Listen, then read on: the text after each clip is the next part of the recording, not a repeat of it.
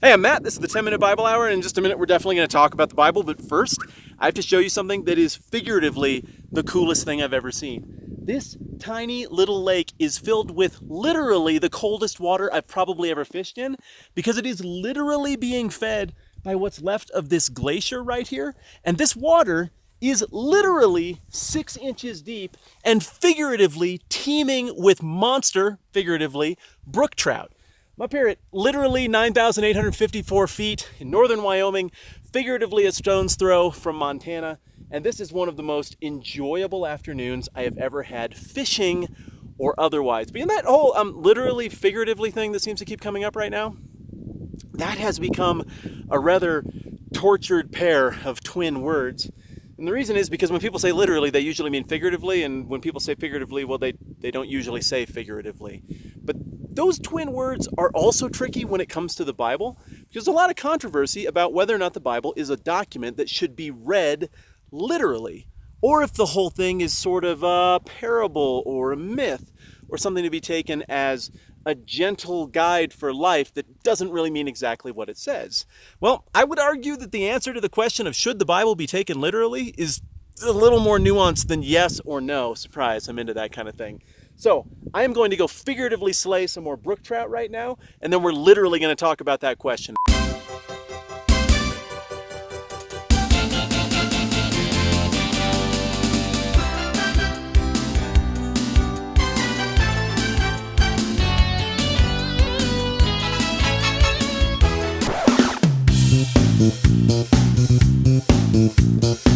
All right, so to get to the bigger question of should the Bible be taken literally, first, let me just ask a slightly different question. Should you be taken literally? Should I be taken literally?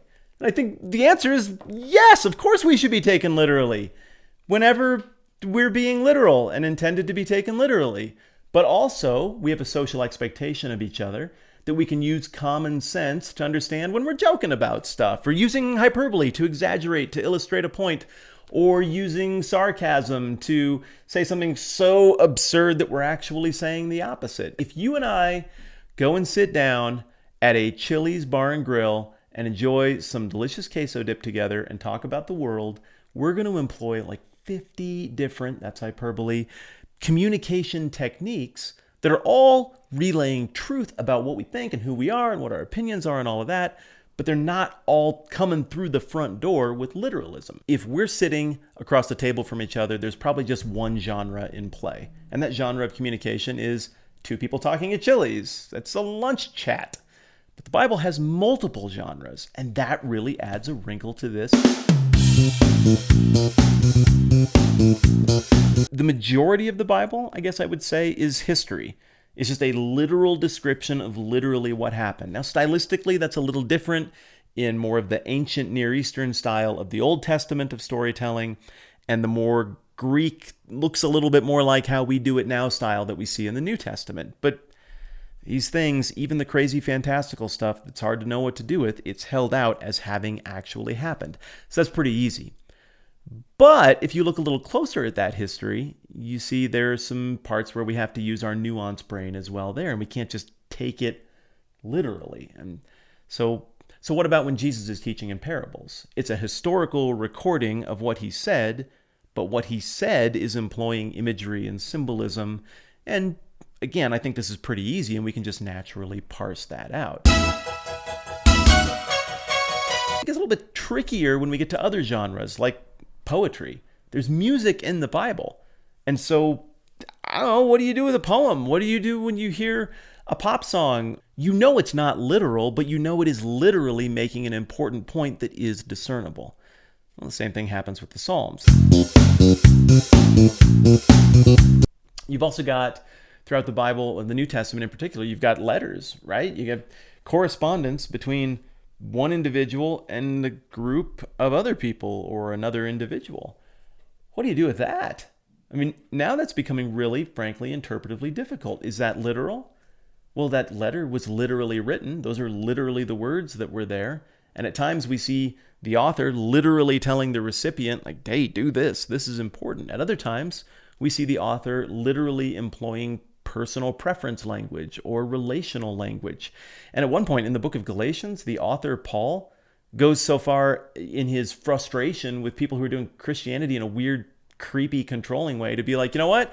If these people are into the sign of circumcision, which was the thing they did in the Old Testament to indicate that people were a part of Israel, if they're into that so much and they think everybody should do it and that's the thing that makes you a Christian, I wish they go the whole way and just emasculate themselves. I don't know what that gesture was. I'm sorry that just happened, but I'm not editing it out. He said that.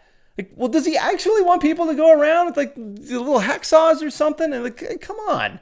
He's using hyperbole to illustrate a point. And again, socially, we have all the stuff in our toolkit to sort that through. When it's that obvious, some of the more nuanced points I understand are a little bit tricky. The Bible contains something called apocalyptic literature. This is a kind of writing that talks about like the end of everything, crazy stuff like Daniel and Revelation. And what you see in these books is accounts of stuff that you just can't even picture. Horsemen in the sky and beasts coming up out of the ocean or whatever, and they got arms and a bunch of eyes or something. Like, is that literal? Is that actually a thing? Well, there's some people who would read apocalyptic literature and say the best read is just exactly what it says. That's what's going to happen. I don't know. It could be. Hasn't happened yet. I don't know. I've never had an apocalypse. Other people would read that and say, clearly, this is all kinds of imagery, and you can try to sort it through, but you're probably never going to quite get that nailed down. It'll all make sense in hindsight. Other people would say it is all secret imagery. And if you come to my super enlightened YouTube channel, I will point out all of the connections and help you decode the satanic mysteries of the world today. And those are fantastic. The Bible should be taken literally everywhere it intends to be taken literally. And the Bible should literally be taken figuratively everywhere it is clearly employing some figurative form of speech.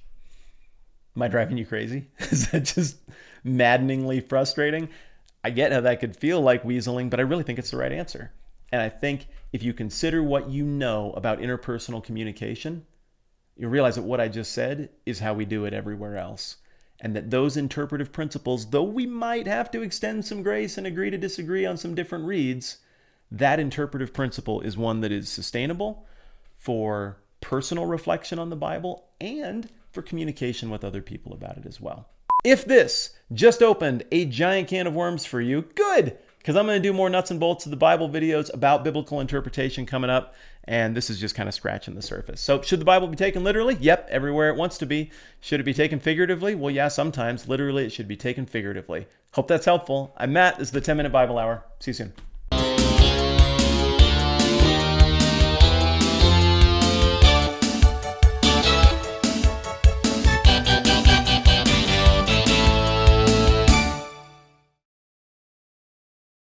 Okay, so here's how things are. Yesterday, I caught 22 trout just right down here, and it's not quite 24 hours later. Now it's like this. It's just very, very, very cold. It is August 5th. This is Wyoming. This is how things are now. So just think about that.